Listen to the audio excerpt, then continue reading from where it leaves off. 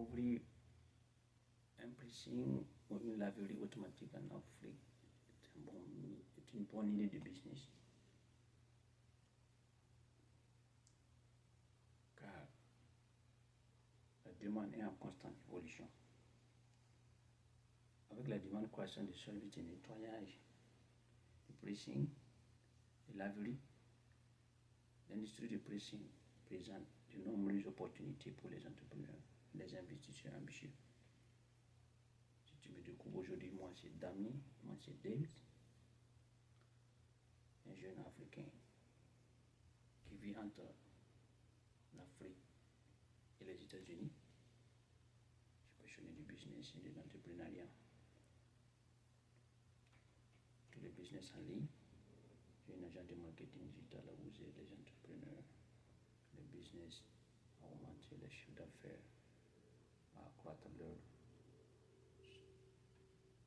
service, tout. J'investis aussi dans les business physiques avec d'autres partenaires comme dans l'agriculture, dans l'élevage, dans certains business. Dans cette vidéo, nous allons parler des étapes, comment lancer et réussir un business de laverie moderne, de pressing en Afrique. Sans plus tarder, let's go. Numéro 1, l'étude du marché. L'étude du marché est très très important, dépendant de la météo de la région. Il faut essayer de voir le type de business, faire l'étude du marché et se positionner. Aussi trouver une idée originale. Genre, tu vas commencer du début, genre trouver un local, acheter des machines, ou bien tu vas aller essayer de négocier un business de la ville qui existe déjà, qui veut se faire acheter. Il y a des modèles aussi comme ça. Des business existants, tu peux aller les négocier, puis les racheter, et puis tu innoves, et puis tu te fais de l'argent. Dans le cas contraire, tu vas recommencer à tout. Partir, chercher du local, et puis acheter les machines, tout ça. Donc après l'étude du marché, trouver une idée originale du business que tu vas faire. En deuxième position, nous avons le choix du local. Le choix du local est très très important parce que c'est l'un des maillons clés du business. Il faut que les gens savent là où tu te trouves. Il faut que ça soit visible de loin. Surtout, c'est bien de se positionner au niveau des carrefours, ou bien sur les grandes voies, sur les grandes avenues, là où il y a beaucoup de passages. Tu peux aussi essayer de te positionner à côté des grands instituts comme des écoles, des hôpitaux et d'autres des marchés, là où il y a beaucoup de trafic, des gens, là où il y a beaucoup de flux de gens. Voilà, donc le choix du local est très très important. Mais n'oublie pas aussi d'essayer d'étudier, d'avoir les papiers, le permis d'ouverture de ce business, les permis qui vont te... Je parle du plan administratif. Voilà, dans ta région, dans ton pays, et au niveau des ministères du commerce ou bien du, I don't know, whatever you want to call it, but you need to have permit. Yeah, so make sure you follow the route, tu vas suivre normalement le chemin pour pouvoir ouvrir ce qui est là. Donc chaque pays est différent, bon, ça dépend de la routière. Dans la troisième position, nous avons l'achat des équipements, des machines à laver, des machines à sécher et des machines à repasser. Tout ça. Et aussi en plus de ça, il y a le type de détergent, de savon que tu dois acheter parce que les habits sont différents. Il y a des habits en couleur et des habits blancs. Et puis il y a des habits qui sont lourds, nylon, coton, tout ça, là, donc ça varie. Voilà, tout ça, ça fait partie. En quatrième position, nous avons le type de service. Pour pouvoir faire le choix, le type de service que tu veux faire. Tu vas faire libre service ou tu vas faire un modèle de service là où les gens viennent, tu prends les habits, tu laves, tu repasses et puis tu cherches, tu repasses et puis tu les donnes. Ou bien tu vas faire un livre service comme les laveries automatiques dans les pays développés. Tu installes les machines, tu as une chef secrétaire, les gens viennent, ils vont les instructions et puis lavent leurs propres habits avec la machine automatique. Voilà, donc c'est par kilo, pièces par kilo en fonction de sa télécharge. C'est ça qui est là. Donc, ça dépend de toi. Tu as de voir ce qui peut bien marcher pour toi. Puisque là, sinon, vraiment, le business, c'est un bon business. Vous voyez le cash flow, c'est un business récurrent. Every day people need it. So, it's like service-based business.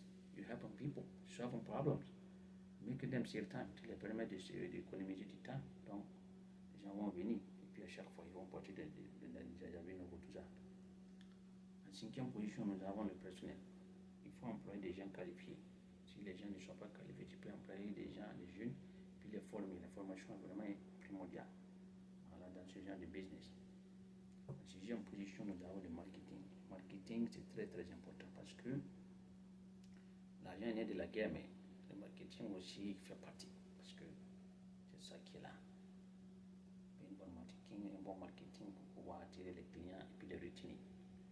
Donc, vous avez les réseaux sociaux, le bouche à oreille, le système de bonus, le système de referral. Tu peux faire tout ça pour pouvoir attirer beaucoup de clients, surtout de nos jours avec les réseaux sociaux. Voilà. Tu peux essayer de créer ta page ou bien tu fais référence à des agences comme des agences de marketing comme la mienne qui vont t'aider à pouvoir booster, à cibler, à t'aider avec du bon marketing pour pouvoir avoir plus de clients et augmenter tes revenus. Voilà. Il y a Facebook, il y a Instagram, il y a TikTok, surtout TikTok de nos jours, c'est le king quoi. Donc, tu crées ta page, tu fais tes publications souvent, tu essaies de voir comment attirer les clients. Il y a beaucoup de stratégies que tu peux faire. Tout ça. Donc, après avoir pensé au marketing, il faut vraiment voter un budget pour ça. Beaucoup d'entrepreneurs ne votent pas de budget après maintenant de créer le business. Non, il faut faire du marketing aussi. Un budget à part, ça fait partie. Voilà. En septième position, nous avons le customer service. Le customer service, service avec le client, comme je dis souvent. Il faut vraiment changer, à faire comprendre aux employés que le client va. Voilà, il faut traiter le client parce que c'est le client qui vous nourrit. Sans le client, ton business ne va pas jouer. Donc, il faut traiter le client bien et puis il va prendre soin de toi. Tu prends soin de ton client, le client prend soin de ton business. Tu payes. C'est ça qui est là, c'est la vérité. Donc, c'est en septième position le customer service. Donc, c'est ce qui est là. On voit en général, ce business, c'est un business à cash flow. Everyday, c'est un business récurrent. Les gens vont revenir à chaque fois. Donc, maintenant, c'est à vous de vouloir faire votre maximum pour les retenir. Beaucoup de stratégies pour les retenir. Il y a des stratégies marketing en ligne. Le referral, ça veut dire quoi? Le referral, un client va envoyer notre client.